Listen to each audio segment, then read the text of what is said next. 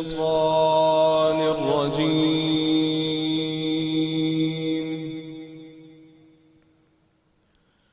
بسم الله الرحمن الرحيم.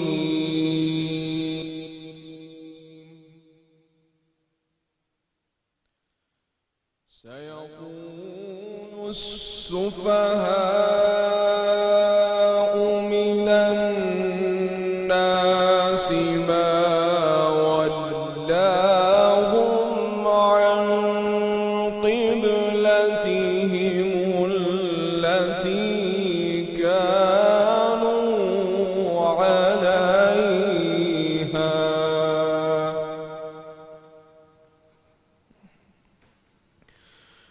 قل لله المشرق والمغرب يهدي من يشاء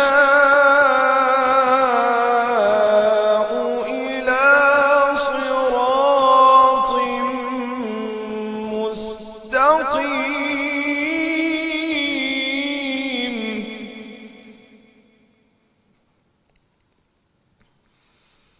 وكذلك جعلناكم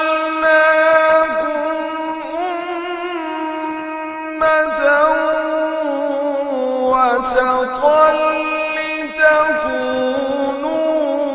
شهداء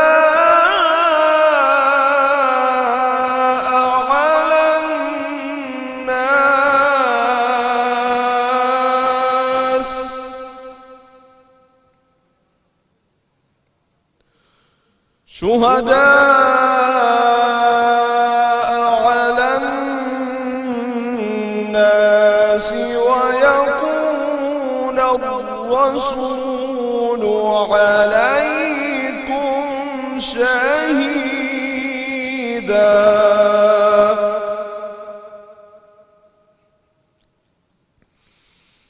وما جعلنا القبلة التي كنت عليها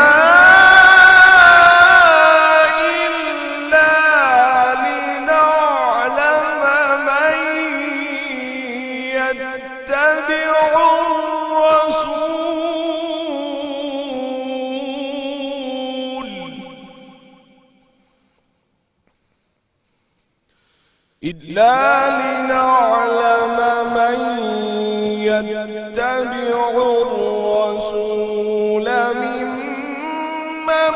ممن ينقلب على عقبيه وإن كانت لكبيرة إلا على الذين هدى الله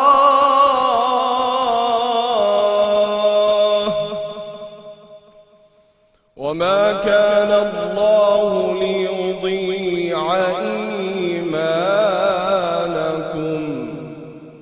إن الله بالناس لرؤوف رحيم.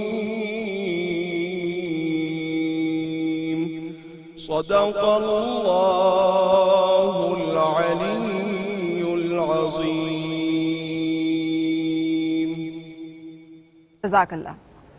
آپ کے سامنے قاری نعمان سیفی نے تلاوت کلام پاک کی سعادت حاصل کی. دوسرے پارے کی پہلی 2 آیات آپ کے سامنے تلاوت کی گئیں اور میں خوش آمدید کہوں گی اللہ تعالیٰ کے اس پاک اور بابرکت نام کے ساتھ آپ کو A+ کے خصوصی رمضان ٹرانسمیشن رمضان کریم میں، جہاں پہ آج دوسرا روزہ ہے اور ہم اس دعا کے ساتھ اس رمضان المبارک کی ٹرانسمیشن میں شامل ہیں کہ اللہ تعالیٰ ہماری دعاؤں، ہمارے خلوص قبول کرے اور اس کے ساتھ ساتھ اللہ تعالیٰ ہمیں معاف فرمائے ان تمام گناہوں سے جو ہم نے کیے ہیں. جو آیت مبارکہ آپ نے ابھی سماعت کی ان کا ترجمہ کچھ اس طرح سے ہے، اور بیوقوف لوگ بول اٹھیں گے کہ کس چیز نے ان کو قبلے سے پھیر دیا جس پر وہ تھے، کہ مشرق اور مغرب اللہ کا ہی ہے، وہ جسے چاہتا ہے سیدھے راستے کی طرف ہدایت کرتا ہے. اور اس طرح ہم نے تمہیں ایک اعلیٰ درجے کا گروہ بنایا ہے تاکہ تم لوگوں کے پیش رو بنو اور رسول صلی اللہ علیہ وآلہ وسلم تمہارے پیش رو ہوں، اور ہم نے اسے جس پر تو تھا قبلہ نہیں بنایا مگر اس لیے کہ ہم اس شخص کو جو رسول کی پیروی کرتا ہے اس سے الگ کر دیں جو اپنی ایڑیوں پر واپس ہوتا ہے، اور بے شک یہ ایک بھاری بات تھی مگر نہ ان لوگوں پر جنہیں اللہ نے ہدایت کی، اور اللہ ایسا نہیں کہ تمہارے ایمان کو ضائع کرے، اللہ لوگوں پر مہربان رحم کرنے والا ہے۔ اسی مہربان رحم کرنے والی ذات سے اس کے رحم اور اس کی مہربانی کی توقع اور امید کرتے ہوئے ہم آپ کے لیے خصوصی رمضان ٹرانسمیشن لے کر آتے ہیں، اور ہر روز ہم اسی دعا کے ساتھ اور ہر لمحہ ہماری دعا یہ کہ خاص طور پہ یہ جو وبا ان دنوں میں کرونا کی وبا ہے جس نے ہمیں اپنی لپیٹ میں لیا ہوا ہے، اللہ تعالیٰ مجھے، آپ کو، ہمارے گھر والوں کو، ہمارے ملک کو، ہمارے ہر شہر کو، ہمارے ہر شہری کو اس سے اپنی حفاظت میں رکھے، دنیا کو اس سے حفاظت میں رکھے اور جلد از جلد ہمیں اس سے نجات دے۔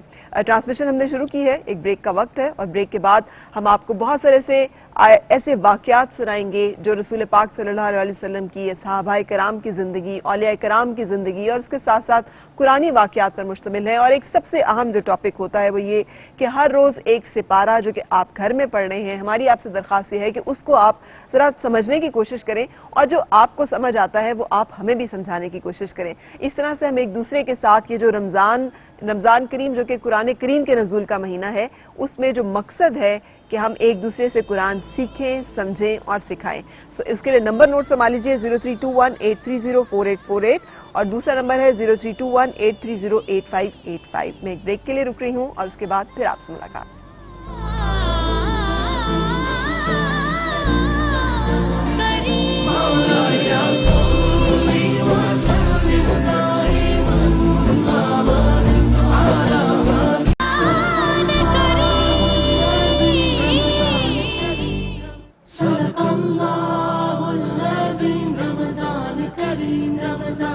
اعوذ باللہ من الشیطان الرجیم، بسم اللہ الرحمن الرحیم۔ یہ واقعہ جو میں آپ کو سنانے لگی ہوں، قرآن پاک میں ایک جگہ پہ گھاٹیوں والوں کے نام سے اس واقعے کا ذکر ہے جس کی تفسیر کچھ اس طرح سے بیان کی گئی ہے مختلف تفاسیر میں، اور جو میں آپ کو سنا رہی ہوں یہ سیدنا صہیب رومی رضی اللہ تعالیٰ عنہ سے روایت ہے کہ رسول پاک صلی اللہ علیہ وآلہ وسلم نے فرمایا کہ تم سے پہلے زمانے میں ایک بادشاہ تھا، اس بادشاہ کا مقرب خاص ایک جادوگر تھا۔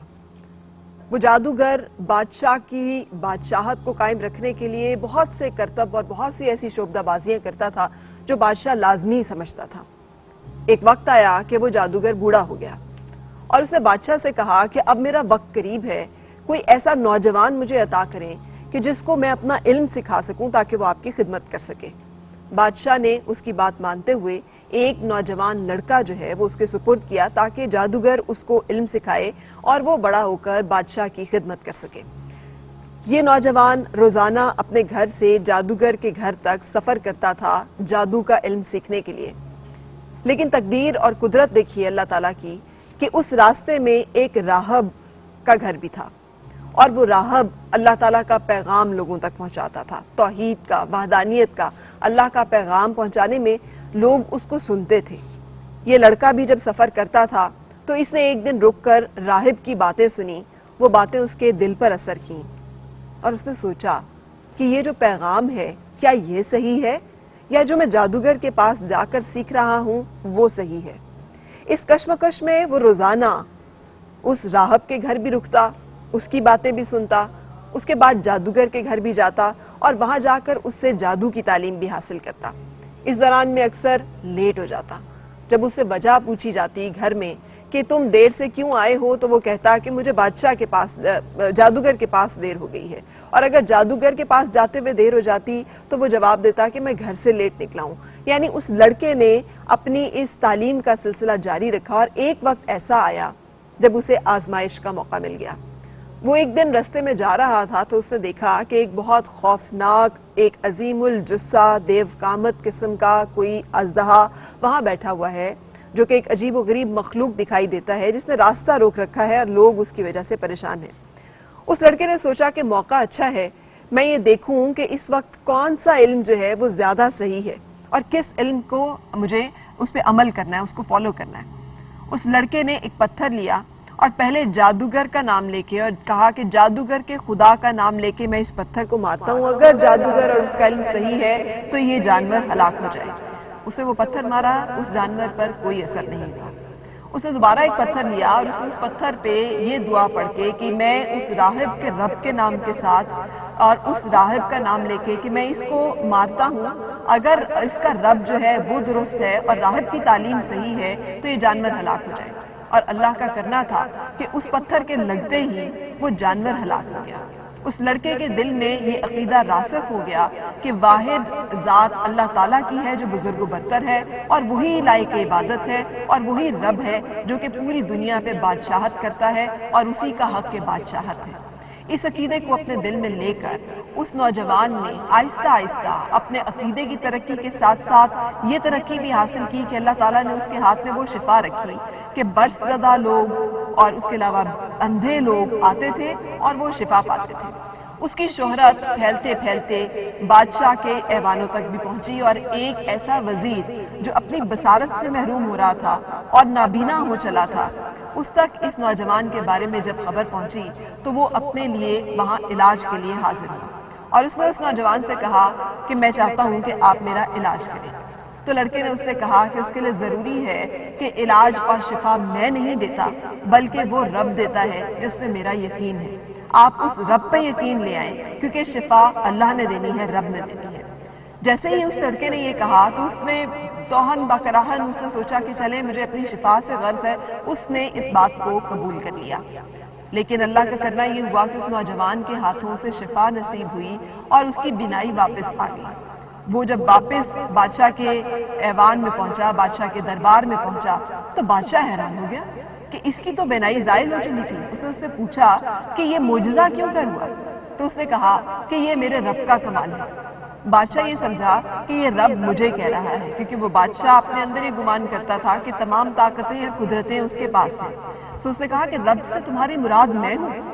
تو اس وزیر نے کہا نہیں، میرا مطلب وہ رب ہے جس کے قبضے میں آپ کی جان بھی ہے اور میری جان بھی ہے، جو تمام جہانوں کا رب ہے۔ یہ سننا تھا کہ بادشاہ طیش میں آ گیا۔ اس نے اس وزیر کے اوپر تشدد کروایا اور اس سے پوچھا کہ تمہیں آخر یہ بات سکھائی کس نے؟ اس وزیر نے یہ بتایا کہ اس کو جس لڑکے نے شفا دی ہے یہ اس کا پیغام ہے۔ سو نتیجتاً اس لڑکے کو بلا لیا گیا اور اس سے پوچھا گیا تو اس نے یقینی طور پر عقیدہ توحید جو ہے اس کی وہاں تکرار کی اور بتایا کہ ایک اللہ اور ایک رب اس قابل ہے جس کی عبادت کی جائے اور وہی معبود برحق ہے۔ یہ سننا تھا کہ بادشاہ کو اور بھی زیادہ غصہ آ گیا اور بادشاہ نے حکم دیا کہ اس وزیر کو، اس راہب کو بھی جس کا اسے علم ہو گیا تھا، جس نے لڑکے کو یہ علم سکھایا ہے، اور اس لڑکے کو بھی آرے سے چیر دیا جائے۔ آرے سے جب چیرا گیا تو راہب اور وہ وزیر جو کہ اپنے عقیدے سے پھرنے میں انہوں نے انکار کر دیا تھا، ان کی تو شہادت واقع ہو گئی، لیکن آرا اس لڑکے کو نہیں چیر سکا۔ یہ اللہ پاک کا ایک معجزہ تھا۔ بادشاہ اس ہزیمت سے ناکام ہوا تو شرمندگی کا احساس ہوا، اسے لگا کہ اب اگر پورے دربار میں اسے ہلاک نہ کر سکا تو یہ میرے لیے بہت بڑا چیلنج ہے۔ سو اس نے اپنے رفقا کو، اپنے عمرہ کو، اپنی افواج کو یہ ٹاسک دیا کہ اس لڑکے کو لے کر جائیں اور پہاڑ کی بلند چوٹی پر لے جا کر اسے وہاں سے دھکا دے دیں تاکہ اس کے مرنے میں کوئی شبہ نہ رہ جائے۔ کہتے ہیں کہ جب اس لڑکے کو لے کر پہاڑ کی چوٹی کی طرف جا رہے تھے تو اس نے ایک دعا کی۔ اس نے کہا میرے رب تو میرے لیے کافی ہو جا اور مجھے ان سے نجات دے۔ اس دعا کے مانگنا تھا کہ ایک اتنا سخت زلزلہ آیا کہ وہ تمام لوگ جو کہ اس کے ساتھ جا رہے تھے وہ زلزلے کی شدت سے ہلاک ہو گئے۔ یہ نوجوان محفوظ رہا۔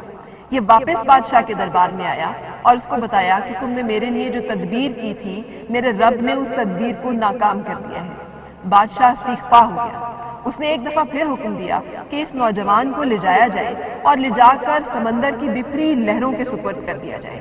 نتیجتاً بہت سارے لوگ اس لڑکے کو لے کر کشتی میں سوار ہوئے اور ابھی وہ بیچ دریا میں پہنچے ہی تھے کہ اس لڑکے نے یہ دعا کی کہ یا اللہ تو میری حفاظت فرما اور ان کو سمیٹ لے۔ کہتے ہیں کہ اس دعا کا مانگنا تھا کہ سمندر کی اور دریا کی طوفانی لہروں نے اس کشتی کو اور اس میں بیٹھنے والے سب لوگوں کو غرقاب کر دیا، لیکن یہ لڑکا محفوظ رہا۔ یہ واپس بادشاہ کے دربار میں آیا اور اس نے اس سے کہا کہ اگر تم واقعی یہ چاہتے ہو کہ تم مجھے ہلاک کرو تو اس کی ایک تدبیر میں تمہیں بتاتا ہوں۔ بادشاہ اس پر آمادہ ہو گیا۔ اس نے کہا کہ تم ایسا کرو کہ اپنے تمام شہر، تمام رعایا، تمام عوام کو ایک بڑے میدان میں جمع کرو، اور اس میدان میں جمع کرنے کے بعد جس دن اس کو ہلاک کیا جانا تھا، اس نے بادشاہ سے کہا کہ تم ایک تیر میری ترکش میں سے لو اور اس کے اوپر یہ پڑھ کر وہ تیر مارو مجھے کہ اس لڑکے کے رب کے نام کے ساتھ جس کا یہ غلام ہے۔ بادشاہ نے ایسا ہی کیا اور اس تیر کا اس لڑکے کو لگنا تھا کہ وہ شہید ہو گیا۔ ہجوم جو کہ وہاں پہ جمع تھا، یہ دیکھ کر ان کو یقین آ گیا کہ یہ لڑکا جس رب کی پرستش کرتا ہے، یقینی طور پر وہ رب اس قابل ہے کہ اس کی عبادت کی جائے اور اس سے ڈرا جائے۔ سو نتیجتاً تمام ہجوم اس پہ یقین لے آیا اور انہوں نے بآواز بلند کہنا شروع کر دیا کہ ہم اس لڑکے کے، اس غلام کے رب پہ یقین لائے۔ بادشاہ کے لیے یہ بات کسی طور قابل قبول نہیں تھی۔ بادشاہ نے سب لوگوں کو اپنا ایمان بدلنے کے لیے کہا، جس پر انکار پر لوگ اپنے سامنے ایک معجزہ دیکھ چکے تھے اور اپنے ایمان پر قائم تھے۔ نتیجتاً بہت گہری گھاٹیاں کھودی گئیں جنہیں آگ سے بھر دیا گیا۔ بادشاہ اور اس کے رفقا ہر ایک شخص کو مجبور کرتے تھے کہ وہ اپنے عقیدے سے باز آ جائے اور بادشاہ کو رب تسلیم کر لے، اور جو لوگ اس سے انکار کرتے تھے ان کو آگ کی بھری ہوئی ان گھاٹیوں میں دھکیل دیا جاتا تھا۔ ایک ایک کر کے بہت سارے لوگ آگ کی ان گھاٹیوں کا شکار ہوئے۔ ایک باری ایک ماں کی بھی آئی جس کی گود میں ایک نوزائیدہ بچہ تھا۔ اس سے پہلے کہ وہ ماں اپنے بچے کو لے کر ہچکچاتی کہ میرے ساتھ میرا یہ معصوم سا بچہ بھی آگ میں جائے گا، اس بچے نے ماں کو پکارا کہ اے میری ماں، تو بے فکر ہو کر اس آگ میں کود جا، اس لیے کہ تو حق پر ہے۔ اور اس ماں نے بھی اس آگ میں چھلانگ لگا دی۔ یہ ان صاحب ایمان لوگوں کا تذکرہ ہے جن کو قرآن نے گھاٹیوں والوں کے نام سے پکارا ہے۔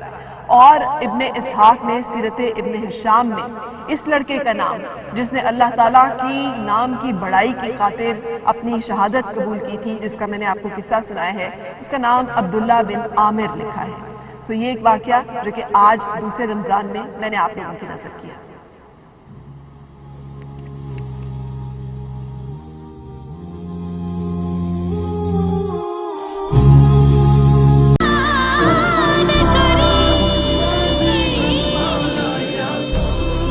خوش آمدید اے پلس کی خصوصی رمضان ٹرانسمیشن رمضان کریم میں آپ سب کو خوش آمدید کہوں گی، اور میرے ساتھ ابھی ہیں ہمارے بہت معروف مفتی جن کی تعلیم، جن کا علم جو ہے وہ ہم سب واقف ہیں۔ میرے ساتھ ہیں مفتی Tahir Tabassum sahab, thank you very much for joining me sir. ہماری بہت خوبصورت خوش الحان نعت خواں ثنا خان اور کلام عمدگی سے ادا کرنے والی ہنا نصر اللہ، تھینک یو فار جوائننگ می ہنا۔ آج جیسے آپ کو معلوم ہے دوسرا رمضان المبارک ہے، اور ہم نے یہ کہا ہے کہ ہر روز ایک سپارہ قرآن کا ہم سب مل کے پڑھیں گے اور ایک دوسرے کو سکھائیں گے کہ ہم نے اس میں سے کیا سیکھا۔ اس دوسرے سپارے میں مجھے جو ایک چیز، کیونکہ اس میں مختلف موضوعات ہیں، ایک تحویل کعبہ ہے جس میں قبلہ تبدیل ہونے کا حکم ہوتا ہے، اور اللہ تعالیٰ نے بتایا ہے کہ یہ اس لیے ہے کہ یہ یقین ہو جائے کہ کون رسول پاک کی، اللہ کی بات مانتا ہے، رسول صلی اللہ علیہ وسلم کی بات مانتا ہے، اور کون اپنی ایڑیوں پہ پلٹ جاتا ہے۔ یہی وہ آیت مبارکہ ہے جو آپ کے سامنے آج اس ٹرانسمیشن کے آغاز میں تلاوت بھی کی گئی۔ پھر ایک قصہ تعاون ہے۔ جیسے آج کل ہم کرونا کی وبا کی لپیٹ میں ہیں، ایسے دنیا پہ مختلف اوقات میں مختلف وبائیں نازل ہوتی رہیں۔ یہ قصہ کیا ہے یہ بھی ہم آپ کو سنائیں گے۔ ابھی قصہ طالوت ہے، یہ ایک جنگ کا قصہ ہے، یہ بھی بڑا خوبصورت قصہ ہے، اس کے بارے میں بھی ابھی آپ کو سنائیں گے۔ اور اس کے ساتھ ساتھ جو سب سے خوبصورت ایک کمپلیٹ لائف سٹائل گائیڈنس ہے اس میں، جس میں طلاق سے لے کر ادھار دینا ہے، اپنے کاروبار کرنا ہے، ان تمام چیزوں کی تفصیلات ہیں۔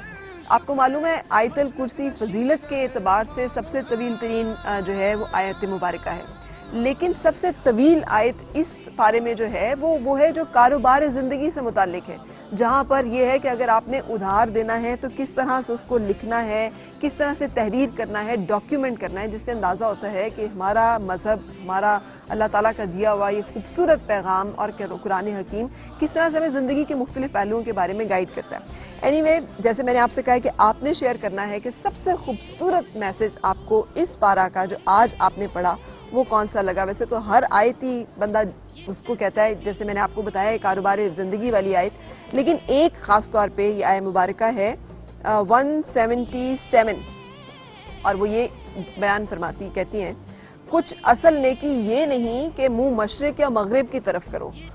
ہاں اصل نیکی یہ ہے کہ ایمان لانے اور اللہ اور قیامت اور فرشتوں اور کتاب اور پیغمبروں پر ایمان لائے اور اللہ کی محبت میں اپنا عزیز مال دے رشتہ داروں اور یتیموں مسکینوں راہگیروں سائلوں کو اور گردنیں چھڑانے میں اور نماز قائم رکھے اور زکوٰۃ دے اور اپنا قول پورا کرنے والے جب عہد کرے اور صبر والے مصیبت اور سختی میں اور جہاد کے وقت یہی ہیں جنہوں نے اپنی بات سچی کی اور یہی ہیں جو پرہیزگار ہیں. مجھے اس میں سب سے خوبصورت بات یہ لگی کہ عبادت اور زندگی کے معاملات کو اللہ تعالیٰ نے کیسے جوڑ کے تقویٰ کو بیان کیا. آپ نے بھی میرے ساتھ شیئر کرنا ہے کہ آج دوسرے پارے میں آپ کو کیا چیز سب سے خوبصورت لگی اور آپ نے مجھے ضرور سکھانا ہے. میں انتظار کر رہی ہوں کہ آپ مجھے سکھائیں. 0321830448 یہ وہ نمبر ہے جس پہ آپ کال کر سکتے ہیں. السلام علیکم مفتی صاحب. سر یہ قصہ تعاون میں چاہتی ہوں آپ ہمارے چونکہ آج کل کی اس سے ریلیٹڈ ہے دوسرے پارے میں. یہ دوسرا پارہ اور سورہ بقرہ کی آیت نمبر 243 ہے. 243 آیت نمبر ہے. ویسے تو جس طرح آپ نے کہا ہے آغاز میں، چونکہ قرآن مجید فرقان حمید جو ہے وہ تو اللہ کا کلام ہے اور بنی نوع انسان کے لیے ایک پورا ضابطۂ حیات ہے اور صبح قیامت تک ہے، اور آخری یہ کانسٹیٹیوشن ہے جو آسمانوں سے آیا ہے. حضرت علامہ اقبال رحمۃ اللہ علیہ نے کہا ہے کہ کتاب زندہ قرآن حکیم حکمت او لا یزالست و قدیم نوع انسارا پیام آخرین حامل او رحمت للعالمین. اقبال نے کہا کہ یہ زندہ و جاوید کتاب ہے قرآن مجید، دائمی معجزہ، اور کہا کہ یہ بنی نوع انسان کے نام کائنات کے خالق کا آخری پیغام ہے جس کو لے کر ہمارے نبی صلی اللہ تعالیٰ علیہ وآلہ وسلم تشریف لائے. اب اس کو تو سمجھنے کے لیے لوگوں نے زندگیاں کھپا دیں، گزار دیں، اور پھر بھی کہا کہ حق تو یہ ہے کہ حق ادا نہ ہوا. ہم کچھ بھی نہیں سمجھ سکے. ابھی میں انٹر ہوا تو آپ ایک بات مجھ سے پوچھ رہی تھی تو مجھے وہ مستحضر نہیں تھی. میری ساری زندگی ہوگی پڑھنے میں اور پڑھانے میں. اس لیے ہمیں قرآن مجید کو سمجھنے کے لیے اس کو ایک ٹیمپریری یا جز وقتی کام نہیں، فل ٹائم جاب کے طور پر لینا چاہیے.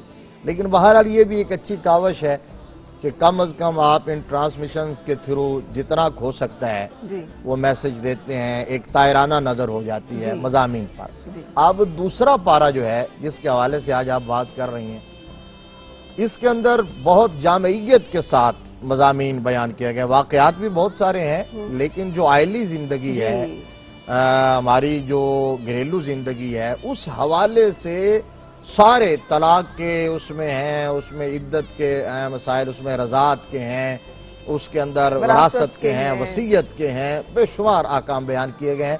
تو ایک ایک چیز کو تفصیل کے ساتھ سمجھنا ہمارے لیے ضروری ہے بینگ اے مسلم، کیونکہ ہم نے اس کے مطابق زندگی گزارنی. بالکل. اب یہ واقعہ میں عرض کر دیتا ہوں. اس آیہ کریمہ میں یہ ایک بستی تھی اور اس بستی کا نام جو ہے نام وہ ڈسکلوز نہیں کیا گیا. اچھا کچھ مفسرین نے لکھا بھی، لیکن اکثریت نے کہا کہ چونکہ حکمت بھی اللہ کی یہ تھی کہ اس کو مخفی رکھا جائے لہذا اس کو خریدنے کی ضرورت نہیں ہے. وہ کون سی بستی تھی؟ بہت سے لوگ وہاں رہتے تھے سینکڑوں کے حساب سے، اور طاعون کا مرض وہاں پیدا ہو گیا. یہ بھی ایک وبائی مرض ہے، جس طرح آج کرونا وائرس کو کہا جاتا ہے یہ وبائی مرض ہے اور ایک سے دوسرے کو لگ جاتا ہے اور پھیل جاتا ہے. اور طاعون جو ہے نا یہ گلٹی ہوتی ہے جو گلے کے اندر پیدا ہو جاتی ہے اور اس سے بولنا دشوار ہو جاتا ہے. آپ اس کو کینسر آگے جال کے یہ کینسر کی شکل آج کی جدید دور میں اس کو یوں آپ کہہ سکتے ہیں. تو طاعون کا یہ وبائی مرض جب پیدا ہوا تو جو انسانی نیچر ہے نا اس فطرت کے مطابق اب انسان خوف زدہ ہو گئے، لوگ ڈر گئے اور وہاں سے نکلنا شروع ہو گئے اور بھاگنا شروع ہو گئے. اب یہ دیکھیے نبی رحمت صلی اللہ تعالیٰ علیہ وآلہ وسلم نے 14 صدیاں پہلے آج کا جو لاک ڈاؤن ہے اور آج کی جو سچویشن ہے اس حوالے سے طاعون کے حوالے سے ایک بات ارشاد فرمائی ہے. بڑی مشہور حدیث ہے بخاری میں کہ کسی بستی میں طاعون پھیل جائے تو وہاں جاؤ نہ، اور جو وہاں لوگ ہیں وہ وہاں سے باہر نہ نکلیں، تاکہ یہ جو سوشل ڈسٹینس ہے اس کا تصور وہاں سے ہے اور یہ قائم رہے اور یہ نہ پھیلے آگے. تو یہاں وہ لوگ بھاگنا شروع ہو گئے اور وہاں سے نکل کے چلے گئے. اب یہ در حقیقت ایمان کی کمزوری تھی اور اللہ کی ذات پر توکل کا نہ ہونا تھا، اور فرسٹ ٹائم ہو رہا تھا، تو ہونا تو یہ چاہیے تھا کہ وہ وہاں قائم رہتے، اور اس طرح وہ نکلے جہاں جہاں جائیں گے دوسرے لوگوں کو بھی لگے گا۔ تو اللہ تبارک و تعالیٰ کی قدرت کو جلال آیا، تو اللہ نے حکم دیا اور فرمایا موتو، یہ آرڈر ہو گیا کہ مر جاؤ، تو وہ وہیں اللہ کا امر ہوا، تو وہیں ان کی روحیں قبض ہو گئیں اور وہ وہاں فوت ہو گئے، سارے کے سارے اجتماعی طور پر موت کا شکار ہو گئے۔ یعنی تعاون سے بھاگے تعاون لیکن سے موت بھاگے، سے نہیں بھاگ سکے۔ موت سے نہیں بھاگ سکتے۔ اب اس میں اچھا پھر بعد میں اللہ تبارک و تعالیٰ کو رحم آیا، کچھ لوگوں نے دعا کی اور انہیں دوبارہ زندہ بھی کر دیا گیا، لیکن اصل سبق کیا دینا تھا، بتانا کیا تھا؟ یہ جو جملہ آپ نے کہا کہ کوئی بھی شخص جو ہے وہ موت سے کبھی بھی چھپ نہیں سکتا، بھاگ نہیں سکتا، کوئی اس کے لیے اس سے استثناء نہیں ہے، کوئی سٹے نہیں ہے۔ قرآن پاک میں اللہ تبارک و تعالیٰ ارشاد فرماتا ہے اینما تکونوا یدرککم الموت ولو کنتم فی بروج مشیدہ، فرمایا اگرچہ تم مضبوط قلعوں کے اندر ہی کیوں نہ جا کے چھپ کے بیٹھ جاؤ، موت تمہیں وہاں بھی آ جائے گی۔ قل ان الموت الذی تفرون منہ فانہ ملاقیکم، اللہ فرماتا ہے کہ محبوب ان کو کہہ دو وہ موت جس سے تم بھاگ رہے ہو وہ تو تمہیں پا ہی لے گی۔ اور حضرت مولا کائنات علی المرتضیٰ شیر خدا رضی اللہ تعالیٰ عنہ کرم اللہ تعالیٰ وجہہ الکریم، آپ فرمایا کرتے تھے کہ یہ جو موت ہے نا، یہ زندگی کی سب سے بڑی محافظ ہے۔ یہ موت خود حفاظت کرتی ہے زندگی کی، اس نے زندگی کو بچا کے سیکیور کر کے وہاں لے کے جانا ہے جو الٹیمیٹ اس کا ٹارگٹ ہے، جو موت آنا ہے۔ حضرت ادریس علیہ السلام کے بارے میں قرآن پاک کے اندر یہ ہے وَذْكُرْ فِي الْكِتَابِ ادریس اِنَّهُ كَانَ صِدِّيقًا نَبِيًّا وَرَفَعْنَاهُ مَكَانًا عَلِيًّا، ہم نے ان کو بلند مکان کی طرف اٹھا لیا۔ اب یہ جو حضرت ادریس علیہ السلام کو اوپر اٹھائے جانے کے واقعہ تھا، اس کی تفسیریں تو بہت ساری ہیں، ان میں سے ایک یہ ہے کہ ان کا ملک الموت کے ساتھ ایک فرشتے کے ساتھ جھگڑا ہو گیا، ایک فرشتے کے ساتھ جھگڑا ہوا، بعد میں دوستی ہو گئی۔ اچھا جب دوستی ہو گئی تو فرشتے سے یہ پوچھا کہ ملک الموت کے ساتھ تمہاری الیک سلیک ہے؟ تو اس نے کہا ہاں جی کیوں نہیں، ہماری زبان میں کہتے ہیں کہ جو ہماری فیلڈ کا بندہ ڈپارٹمنٹ کا آدمی ہے، پیٹی بھرا ہے ہمارا، تو کیوں نہیں ہے؟ تو کہا کہ پھر اس سے پوچھ کے بتاؤ کہ میری موت کا وقت کب ہے اور کتنا ٹائم رہتا ہے۔ تو فرشتے نے کہا جی کیا ہو، یہ تفسیر جلالین شریف کے اندر، یہ میں کوئی قصہ کہانی نہیں سنا رہا، تفسیر جلالین شریف کے اندر اسی آیہ کریمہ کی تشریح کے اندر یہ لکھا ہوا ہے، تو وہاں میں نے پڑھا اور پڑھایا۔ تو وہ فرشتے نے کہا جی آئیے میرے پر پہ بیٹھیے، تو پیغمبر کو پر پہ فرشتے نے بٹھایا اور لے کے جا رہے تھے، چوتھے آسمان پہ پہنچے تو وہاں ملک الموت بھی آ رہا تھا۔ اب ملک الموت جب آ رہا تھا اسرائیل، تو وہاں ملاقات ہوئی فرشتے کی، تو اس فرشتے نے ملک الموت نے فرشتے سے پوچھا کدھر جا رہے ہو؟ تو کہا جی آپ کے پاس ہی آ رہے تھے۔ کیوں؟ جناب ادریس علیہ السلام کے بارے میں پتہ کرنا تھا کہ ان کی موت کا وقت کیا ہے، ٹائم کتنا رہ گیا، جگہ کیا ہے۔ کہا کہاں ہے ادریس؟ کہا جی یہ میرے پر میں۔ کہا لاؤ ان کا ٹائم ہو گیا ہے، ان کا ٹائم ہو گیا ہے، اور ان کی روح قبض کرنے کے لیے ہی تو میں آ رہا تھا، اور میں تھوڑا سا لیٹ تھا کسی وجہ سے، لیکن جگہ یہ مقرر تھی، تو میرے رب کی قدرت دیکھیں کہ ادریس علیہ السلام کو وہاں پہنچا دیا۔ تو اس لیے موت کا، اس سے ہمیں سبق کیا ملتا ہے؟ یہ جو وائرس ہے، یہ جو پرابلمز ہیں، یہ نہیں ہے کہ ہم نے توکل کا مطلب یہ ہے کہ آپ اپنے اونٹ کی گھٹنے نہ باندھے اور آپ کہیں توکل ہے۔ نبی رحمت نے فرمایا کہ اونٹ کے گھٹنے پہلے باندھو، یعنی ان کو کہیں مضبوط قلعے کے ساتھ باندھو اور پھر توکل کرو۔ تو ہم نے احتیاطی تدابیر بھی اختیار کرنی ہے، علاج معالجہ بھی کرنا ہے، یہ شریعت کے مطابق ہے، یہ توکل کے خلاف نہیں ہے، ایمانی قوت کے خلاف نہیں ہے، شریعت کے خلاف نہیں، یہ سب کچھ کرنا ہے۔ لیکن اینڈ میں جا کے ہمارا تمام تر بھروسہ وہ اللہ کی ذات پہ ہے، کامل یقین یہ ہونا چاہیے کہ اللہ تبارک و تعالیٰ کا امر ہوگا تو ہمیں بیماری لگے گی، اور اس کا امر ہوگا تو ہمیں شفا ملے گی۔ یہ باقی سارے اسباب ہیں، جو یہ توکل کر لیتا ہے پھر اللہ تبارک و تعالیٰ اسے بچا بھی دیتا اور محفوظ بھی فرما دیتا۔ اچھا ہم بریکوں میں چلیں گے، بریک کا وقت ہو رہا ہے، اور آپ نے جو توکل کا کہا نا، اس سے مجھے یاد ہے توکل کا یہ مطلب ہے کہ خنجر تیز رکھ اپنا، نتیجہ اس کی تیزی کا مقدر کے حوالے کا۔ سو توکل از تدبیر، لیکن تقدیر پہ مکمل ایمان اس تدبیر کے ساتھ ساتھ۔ سو آج بہت سارے ایسے خوبصورت واقعات ہیں جو مفتی صاحب آپ کو سنائیں گے، جو دوسرے پارے میں، اور خاص طور پہ مفتی صاحب آپ کے علم میں ہوگا پہلے اور دوسرے پارے میں حیات بعد از ممات، یعنی لائف آفٹر ڈیتھ جی، کے بالکل، 3-4 بالکل۔ واقعات بیان ہوئے، جی، جی، اور بالکل آج صحیح۔ کل لوگ اکثر چیلنج اس کو کرتے ہیں کہ یہ کیا بات ہوئی کہ مرنے کے بعد ایک اور زندگی، اور اس دور میں بھی جو کافر مشرک تھے سب سے بڑا ان کا فوکس اسی چیلنج پہ اسی تھا، پہ تھا۔ اس پر انکار کرتے اور تھے۔ سورہ بقرہ میں 3-4 واقعات آئے ہیں اس طرح، ہم اس کے بارے میں ذکر کریں گے، اور ہے نا جب میں بریک سے واپس آؤں گی تو میں چاہوں گی کوئی خوبصورت کلام ہمیں عطا ہو، لیکن ٹائم فور بریک۔ رمضان کریم، آپ کو رمضان المبارک مبارک ہو۔ A+ کی خصوصی ٹرانسمیشن بریک کے بعد ملتے ہیں۔